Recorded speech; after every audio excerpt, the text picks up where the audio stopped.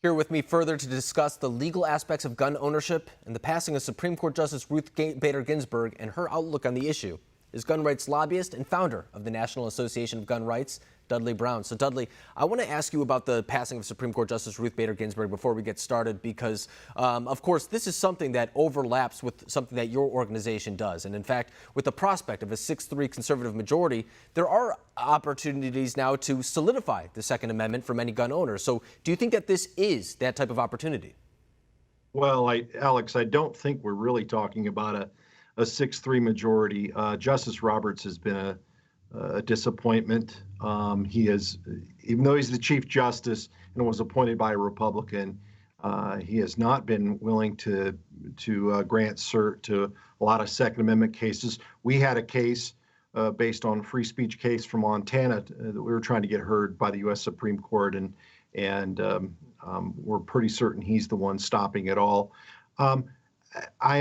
Of course, we see this as an opportunity to appoint someone. We hope the president appoints a solid constitutionalist to the bench. That could happen. We've been disappointed by justices in the past, though. Yeah. So. And Dudley, this comes at a time, too, where it wasn't too long ago during the Democratic primary where some Democratic candidates were quite literally talking about banning, for example, assault rifles, as they put it, although the definition of that term is very vague. So a lot of conservatives were worried about what that exactly meant. And I mean, over the past couple of weeks, too, whether it's the events that have happened in Kenosha, for example, with Kyle Rittenhouse, a lot of people are wondering, are the Second Amendment rights really in jeopardy? Are the ability to self-defend one another really in jeopardy right now? So I want to ask you, taking a step back from this individual situation, is the Second Amendment right now in jeopardy? The Second Amendment has been in jeopardy through the Obama administration, of course, and even in the Trump administration, where he has banned bump stocks and endorsed red flag gun confiscation. So it doesn't really matter who's in power. Honestly, we've had very little, let's call it, activism on the right.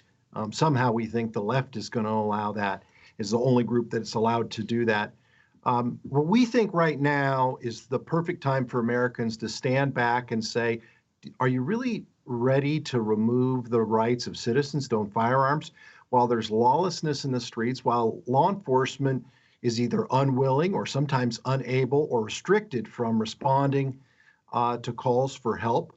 And in the Kyle Rittenhouse case, a perfect example, when self-defense is actually used, he's being brought up on charges.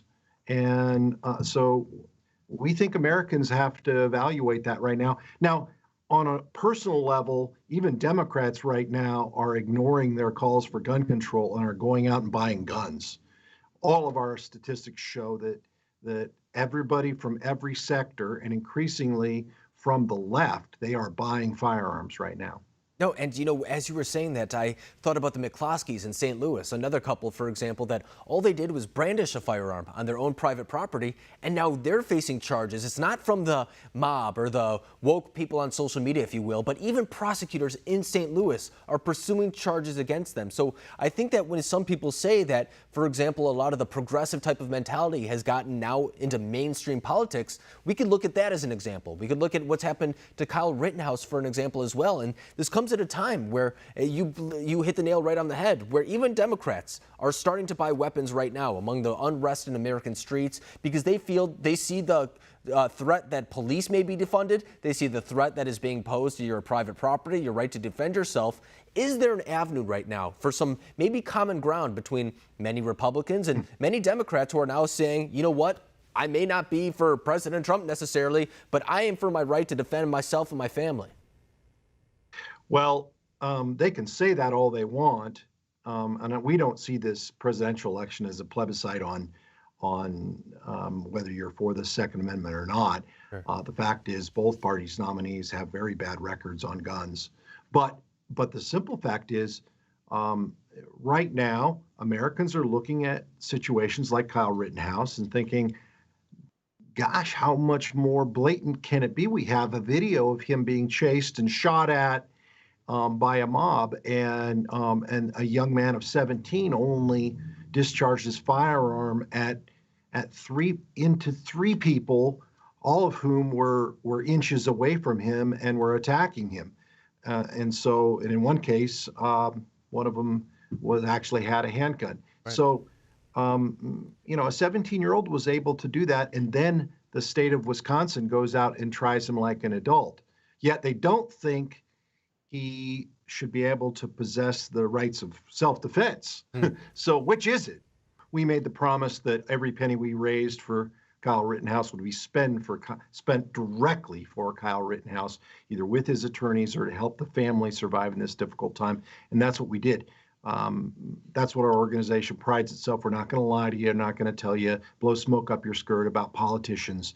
The simple fact is, Kyle Rittenhouse is in a difficult situation right now, and no one's filing charges against the guys who attacked him or shot at him. They're only going against him. And we think in this difficult time with lawless thugs running around the country and threatening normal citizens who are sitting at their restaurant unless they're told to chant whatever slogan the mob thinks is correct. You don't get to do that in America. You don't actually get to force people to think what you think. You can disagree with them, but you can't use violence or threats of violence to force them to think what they're thinking. And what you can do is defend yourself when you're attacked by the mob. And we hope Americans start thinking about that a little bit more. No, I think that's very well said, because I also think it's worth noting that the majority decision is not always the right decision. I mean, times of dissent and times of differing opinions are often times where America's the greatest that it's ever been before. I mean, I think it's worth noting that even at the foundation, at the very beginning of America, at one point slavery was the accepted norm, but the dissenting voices that came in and spoke out against that and spoke for the people who didn't have a voice, who, by the way, also had their Second Amendment rights or the ability to obtain guns in order to protect themselves, that's how we are able to grow, with dissenting ideas, outside views, things of that nature. So I appreciate what you're doing. Dudley Brown, thank you very much for joining us tonight.